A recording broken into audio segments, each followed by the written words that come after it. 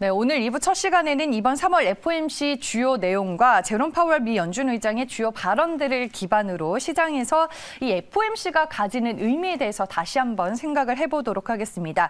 늘 시장에 당근과 채찍을 동시에 주는 듯한 제롬 파월 미 연준 의장의 통화 정책 정상화에 대한 의지와 향후 정책 스탠스에 대한 자세한 얘기 들어보겠습니다. 오늘 이 시간에는 메리츠증권 리서치센터의 이승훈 이코노미스트와 함께합니다. 안녕하세요. 네, 안녕하세요. 네. 미국도 이제 제로 금리 시대가 막을 내리게 된 상황입니다. 이번 3월 FOMC에서 시장 예상대로 25bp 인상을 했고 대차 대조표 축소, 그러니까 QT도 이제 5월부터 개시를 할 것이다라고 발표를 했는데 이번 3월 FOMC에서 이제 결정된 주요 내용들을 정리해 보면 어떤가요? 말씀하셨다시피 네. 25bp 금리 인상이 이제 예상대로 이루어진 거고요. 대차 대조표 축소가 이제 5월부터 개시될 가능성이 크다 쪽으로 파월 의장은 발언을 한 것 같아요. 근데 이제 이게 어떤 방식인지에 대해서는 이제 3월 FOMC 의사록, 3주 뒤에 발표된 의사록에서 발표를 한다라고 했으니까 그걸 좀 저희가 봐야 될 것 같고요. 인위적인 자산 매각보다는 이제 만기가 도래하는 채권을 재투자하지 않는 방식일 가능성이 높다. 왜냐하면 2017년, 19년의 케이스랑 비슷하다라고 얘기를 했으니까요. 그거를 이제 봐야 될 것 같고 경제 전망 변화도 있었습니다. 보시면은 2022년 4분기 기준 숫자를 발표를 하고요. 전년 대비 GDP 성장률이 4%에서 2.8%로 하향 조정됐고요. 물가 전망은 큰 폭으로 하향 조정됐습니다. 2024년까지의 전망 시기에서 모든 숫자가 다 올라갔고 특히 이제 올해 전망이 2.6%에서 4.3%로 크게 하향 조정됐죠. 그리고 이제 시장이 관심을 가졌던 건 소위 이제 점도표라고 하죠. 그러니까 어떠한 수준이 적정한 금리 수준이냐를 이제 개별 FOMC 참여자들이 이제 점을 찍는 그 도표인 건데 적정 연방기금 금리 전망이 다 하향 조정되면서 올해 7차례 그리고 내년에는 추가적으로 4차례. 그래서 결과적으로는 2.75에서 3.0% 정도까지 금리를 올리겠다. 이게 장기 적정 수준, 즉 이제 우리 시장에서는 중립금리라고 얘기를 하는데 경기를 꺼트리지도 부양시키지도 않는 딱 그 이상적인 중립 수준이 이번에 2.4로 설정이 됐어요. 네. 그거 이상으로도 금리 인상을 할 수 있다는 게 일단 점도표상의 분포의 중위수 기준으로 보면 확인이 된 것이죠. 근데 중립금리를 넘어서게 된다는 게 위험자산 측면에서는 그렇게 반가운 소식은 아닌데 그렇죠. 괜찮은 건가요? 만약에 연준이 진짜 그렇게 한다라고 네. 하면 말 그대로 긴축이라서 주식시장에는 좋지 않죠. 그러면 이런 요인들 때문에 이번 3월 FOMC 자세히 들여다보면 미 연준이 상당히 매파적인 성격을 드러냈다, 이런 평가를 받는 걸까요? 표면적으로는 그렇습니다. 네. 왜냐하면 올해 7차례 하고요. 네. 내년에 4차례 인상하고 결국에는 아까 말씀드렸던 그 중립 수준으로 금리를 끌어올린다라는 그러한 적정 수준에 대한 그런 인식이 현실화된다라고 하면 그럴 수 있다. 그리고 지금 가장 매파적인 스탠스를 드러내고 있는 사람이 제임스 블라드 세인트루이스 연은 총재인데 이번에 50bp 인상해야 된다는 얘기를 했거든요. 네. 그러니까 그런 것까지 다 고려를 해서 생각을 해보면 굉장히 매파적인 본색을 드러냈다라고 볼 수 있는 부분이 있었던 것 같아요. 네. 그러면은 12월보다 매파적인 점도표로 바뀌게 됐고 3개월 전과 비교를 하면 엄청나게 좀 바뀐 스탠스다라고 저희가 해석을 해도 괜찮아요? 12월과 3월을 비교하면 그게 네. 맞는데 시장에서 이미 그렇게 바뀔 거라는 걸 기대를 어느 정도 하고 있었기 때문에 그렇게 충격적이다라고 해석하기는 좀 어려운 부분입니다. 시장이 예상했었던 수준이기 때문에 그러면은 그런 이유들 때문에 전일 이제 뉴욕 증시가 FOMC 끝난 이후로 상승폭을 더 키웠고 오늘까지도 그 상승세를 좀 이어갈 수 있었던 걸까요? 그렇다고 볼 수 있는 것 같아요. 근데 사실은 네. 그러니까 파월 의장 기자회견이 사실은 정말 연준이 긴축을 할 수도 있겠다라고 하는 그런 공포감을 좀 해소시켜준 요인이었다고 봐요. 그러면은 점도표나 이런 거를 보면 상당히 매파적인데 네. 기자회견에서 제롬 파월 미 연준 의장이 얘기하는 거는 또 약간 비둘기파적인 요소가 들어가 있고 약간 그런 건가요? 달래준 것 같아요. 그 네. 내용을 좀 말씀을 드리면 이런 거예요. 그러니까 정말 이렇게 공격적으로 금리 인상을 할지, 정말 그 시장에서 문제 제기를 하고 있는 중립 수준을 넘길지에 대해서 확신이나 의지가 잘 안 보였다. 그리고 파월 의장은 모든 미팅이 라이브다. 이런 얘기를 했는데 옛날에 이런 얘기를 하면 우리는 매번 회의에서 금리를 올릴 거야 라고 인식이 됐는데 모든 미팅이 이번에 라이브라는 얘기는 뭐냐면 그때그때 상황을 보겠다는 얘기예요. 그러니까 경제가 금리 인상 큰 폭으로 하는 걸 감당을 못한다라고 하면 예를 들면 네. 잠깐 쉬어갈 수도 있는 뉘앙스를 풍긴 거라고 생각을 할 수 있는 부분.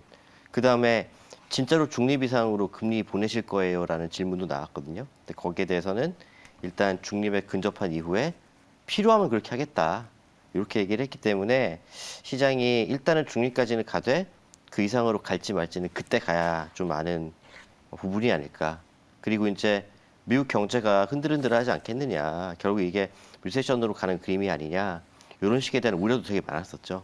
근데 높아진 금리를 감당할 만큼 미국 경제 체력이 굉장히 강하다라는 견해까지 나왔어요. 그러니까 뭐냐면 당장은 중립 이상으로 갈 가능성이 크지 않다. 아, 그리고 높아진 금리를 감당할 만큼 경제가 강건하다. 이런 부분에 이제 시장이 환호를 좀 했다라고 평가할 수 있는 거죠. 네, 알겠습니다. 미국 경제에 대한 평가는 또 잠시 후에 들어볼 거고 한마디로 우리가 지금 뭐 가이드라인을 제시하고는 있지만 변수가 생기면 언제든지 그때 상황을 좀 보고 거기에 맞게 유연하게 대처하겠다 뭐 이런 뜻이었겠네요. 네, 그렇게 해석을 하는 게 합리적인 해석이 아닐까 생각합니다. 어찌됐든 간에 올해 뭐 추가적으로 6번 정도의 기준금리 인상이 예고가 되고 있습니다. 그냥 말 그대로 추가적이고도 뭐 점진적으로 금리 인상은 뭐 계속 하겠다라는 입장인 것 같은데 향후 그러면 미 연준의 통화 정책 스탠스는 좀 어떻게 순차적으로 진행이 된다라고 봐야 될까요? 그러니까 지금 연준이 네. 생각하고 있는 물가 목표, 그러니까 PCE 물가라고 하죠. 네. 그게 이제 2% 정도가 적정 수준인데 굉장히 높죠.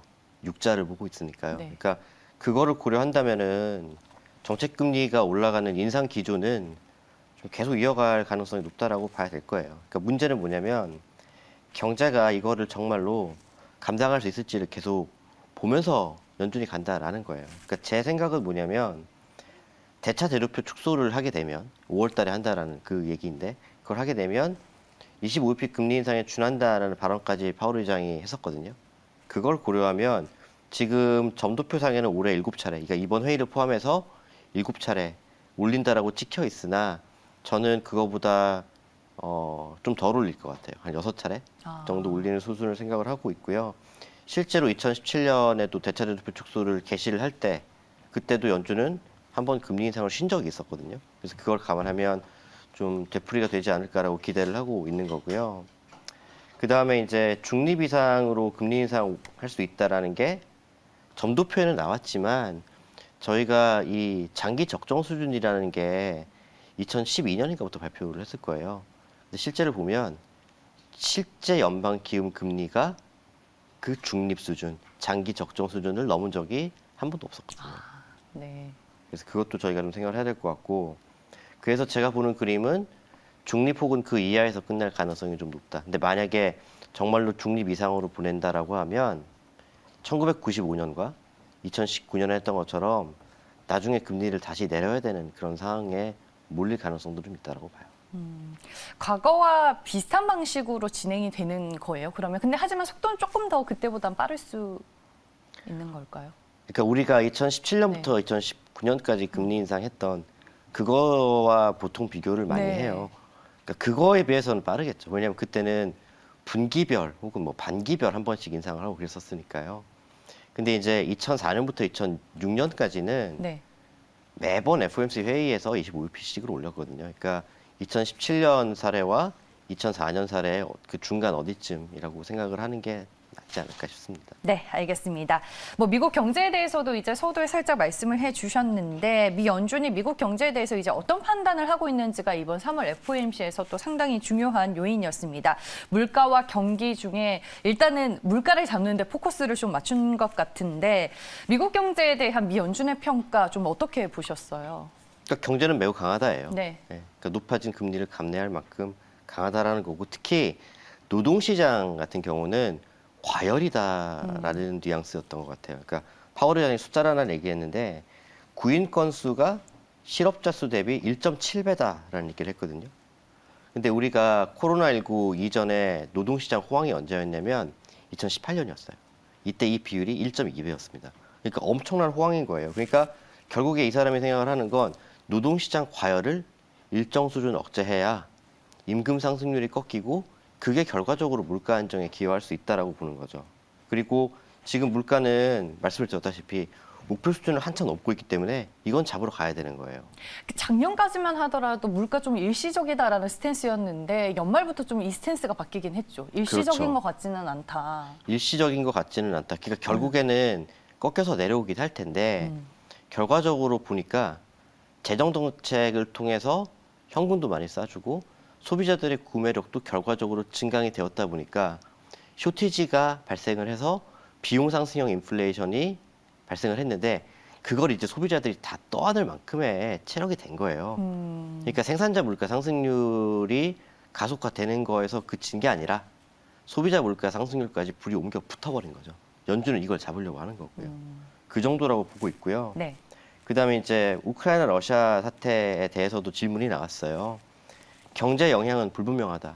근데 다만 물가 관점에서 보면 이 상품 가격 상승이라는 경로를 통해서 물가 상승률을 올해 상반기에 좀 높은 수준에 머무르게 만드는 그런 요인으로 작용을 할 거다. 이런 식의 얘기를 했습니다. 그러니까 이걸 또 요약을 해보면 경제는 양호하다.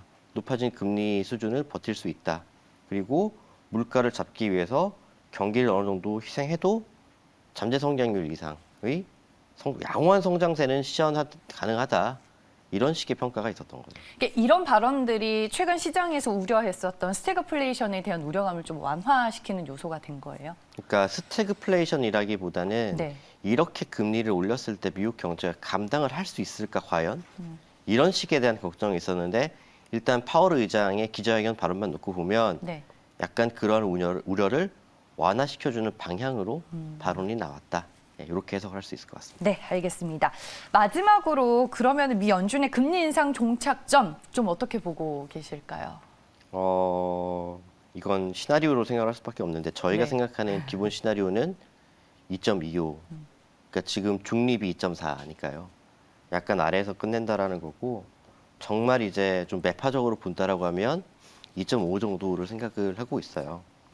파월 의장이 이제 중립까지 갈지 말지 그걸 넘어갈지는 그때 가서 생각을 해봐야 된다라는 발언을 해석한 부분도 물론 있지만 제가 좀 중요하게 보는 지표가 뭐냐면 전문가들을 대상으로 장기 기대 인플레이션 조사를 한 거예요. 이게 뭐냐면 10년 동안 연준이 타겟팅하고 있는 PCE 물가가 평균적으로 어느 정도 수준에서 움직일까요를 물어본 거거든요.